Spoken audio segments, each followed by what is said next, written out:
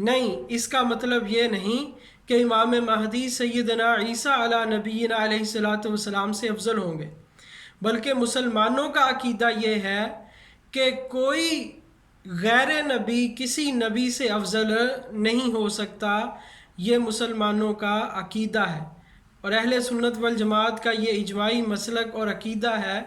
کہ غیر انبیاء جو ہیں وہ انبیاء علیہ الصلاۃ والسلام سے افضل نہیں ہو سکتے۔ تو اس وجہ سے کہ انہوں نے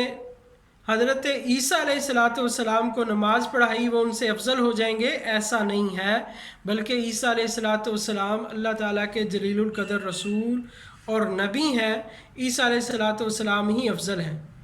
اس کو یوں ہی سمجھ لیں کہ جس طرح نبی انور صلی اللہ تعالیٰ علیہ وسلم نے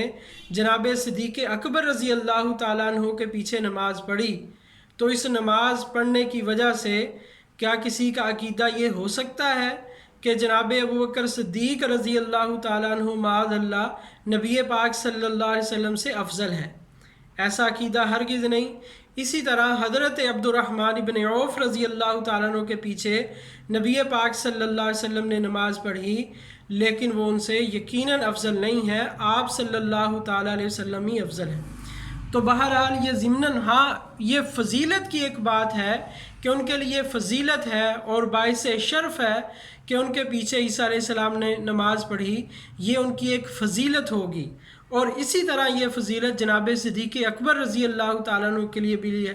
کہ ان کے پیچھے بھی نبی پاک صلی اللہ علیہ وسلم نے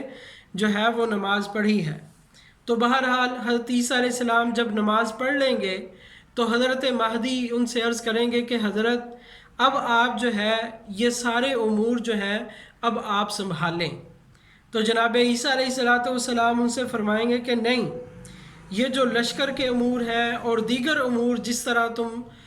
چلا رہے تھے سنبھال رہے تھے، تم اسی طرح اس کو چلاتے رہو، سنبھالتے رہو، دیکھتے رہو، اس کی نگرانی کرتے رہو۔ میں اس کام کے لیے خاص طور پر نہیں آیا، بلکہ اللہ تعالیٰ نے مجھے خاص دجال کو قتل کرنے کے لیے بھیجا ہے، تو میں وہی کام کروں گا، تم ابھی فی الحال اپنے اس کام کو جاری اور ساری رکھو۔ چنانچہ وہ جناب مسیح علیہ الصلاۃ والسلام عیسیٰ علیہ السلام کے حکم پر وہ اپنے اس منصب پر جاری رہیں گے اور اس کام کو جاری رکھیں گے۔ اسی طرح حضرت مہدی جو ہیں وہ بعض روایات کے مطابق 7، 8 یا 9 سال وہ ان کی خلافت رہے گی، اور جو 7 سال ہوں گے وہ لکھا ہے کہ وہ 7 سال عیسائیوں کے فتنے کو ختم کرنے کے لیے اور اپنی فوج کو اور اپنی حکومت کو مضبوط کرنے پر ان کے گزریں گے، اور جو 8واں سال ہوگا وہ جناب مسیح علیہ الصلاۃ والسلام عیسیٰ بن مریم کے ساتھ جو ہے وہ دجال کی فوجوں کا مقابلہ اور دجال کو قتل کرنے پر ان کا گزرے گا، اور قتل دجال کے بعد جو ہے وہ 1 سال جو 9واں سال ہوگا وہ عیسیٰ علیہ الصلاۃ والسلام کی مائیت میں وہ گزاریں گے، اور پھر اس کے بعد حضرت مہدی علیہ رحمہ کا انتقال ہو جائے گا،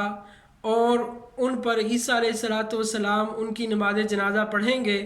اور ان کو دفن کر دیا جائے گا، اور پھر اس کے بعد تمام امور جو ہیں وہ جناب سیدنا عیسیٰ علی نبینا علیہ الصلاۃ والسلام سنبھالیں گے، اور وہ تمام امور کو لے کر جو ہے پھر وہ چلیں گے۔ تو یہ کچھ خلاصہ جو ہے وہ بات کا ہے۔ پھر اس کے بعد جو ہے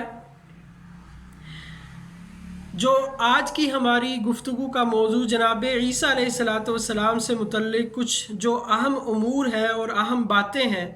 اس میں ایک تو عقیدہ یہ جو مسلمانوں کا ہے کہ جناب عیسیٰ علیہ الصلاۃ والسلام رسولاً الی بنی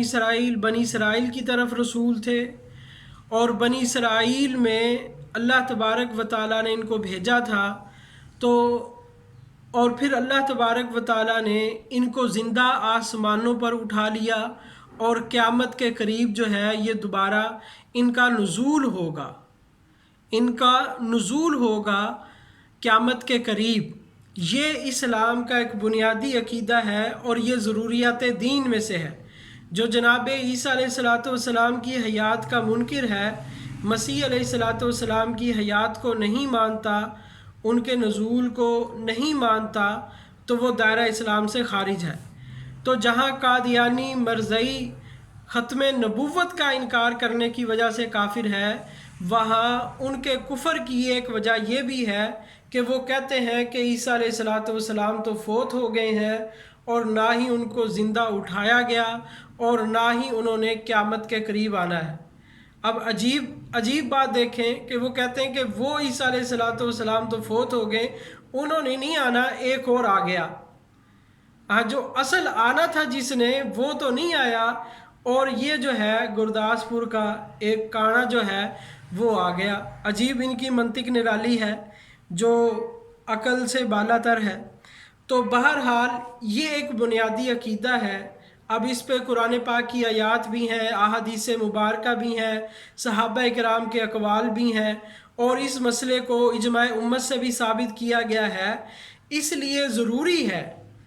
کہ جیسا کہ یہ امت آخری امت ہے اور فتنوں کا دور ہے، اور قرب قیامت پہ فتنے ہی فتنے ہوں گے، فتنے ہی فتنے ہوں گے،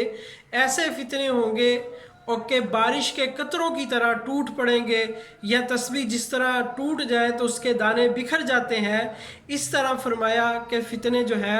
وہ بکھر جائیں گے اور فتنے جو ہے وہ پھیل جائیں گے، اور ہر طرف سے کوئی مہدیت کا دعویٰ کرے گا، کوئی مسیح ہونے کا دعویٰ کرے گا، کوئی نبوت کا دعویٰ کرے گا، لیکن سارے کے سارے جو ہے وہ جھوٹے ہوں گے۔ اور جو سچا ہوگا اس کو آ کے دعوے کرنے کی ضرورت نہیں ہوگی کہ میں مہدی ہوں مجھے مان لو، میں مسیح ہوں مجھے مان لو، بلکہ جو سچا ہوتا ہے تو دنیا اس کو دیکھ کر ہی مان جاتی ہے۔ جب سورج نکلتا ہے تو اس کو اپنی ذات کے منوانے پر لوگوں کو کہنا نہیں پڑتا کہ دیکھو میں سورج ہوں مجھے مان لو۔ جب سورج نکلتا ہے تو اس کی روشنی کو دیکھ کر سب کو پتہ چل جاتا ہے کہ یہ سورج ہے۔ تو اسی طرح جب مہدی آئیں گے، جناب عیسیٰ علیہ السلام آئیں گے، تو ان کو کہنے کی ضرورت نہیں ہوگی، وہ اپنی نشانیوں سے پہچان لیے جائیں گے، اور اللہ تبارک و تعالی جو ہے ان کا جو ظاہر ہونا ہے وہ تمام اہل ایمان پر بالکل اس طرح ظاہر کر دیں گے کہ جس طرح سورج کی روشنی ہوتی ہے۔ تو یہ جھوٹوں کی علامت ہوتی ہے کہ وہ تعویلیں کرتے ہیں اور اپنے آپ کو جو ہے منوانے کی کوشش کرتے ہیں۔ سچوں کو جو ہے وہ تو جب آئیں گے تو انشاءاللہ سب لوگ ہی اس کو مانیں گے۔ تو اس لیے مسلمانوں پر ضروری ہے کہ وہ ان کے ذات کے اعتبار سے ان کو پہچانیں، ان کی نشانیاں ان کے علم میں ہو، تاکہ جب بھی کوئی جھوٹا دعویٰ کرے تو فوراً ان نشانیوں کو دیکھ لیا جائے اور اس کا فوراً انکار کر دیا جائے، اور لوگوں کو اس فتنے سے بچانے کی کوشش کی جائے، کیونکہ یہ دنیا دارالامتحان ہے۔ یہاں اللہ تبارک و تعالیٰ مختلف فتنوں کے ذریعے، مختلف مصیبتوں کے ذریعے، مختلف پریشانیوں کے ذریعے، یا آسانیوں کے ذریعے، یا کشادگی کے ذریعے انسانوں کو آزماتے ہیں کہ یہ دیکھتے ہیں کہ اس حالت میں میرے بندے کیا کرتے ہیں۔ تو بہرحال انہی آزمائشوں اور فتنوں میں سے ایک بہت بڑے فتنے کا آغاز جو ہے وہ قرب قیامت میں ہوگا، اور قیامت کی بڑی نشانیوں میں سے حضرت مہدی، حضرت عیسیٰ علیہ السلام اور دجال لعین ہے۔ پھر اس کے بعد پے در پے نشانیاں ہی نشانیاں ہوں گی، بلکہ حدیث پاک میں آتا ہے کہ صحابہ کرام رضی اللہ مجمعین جو تھے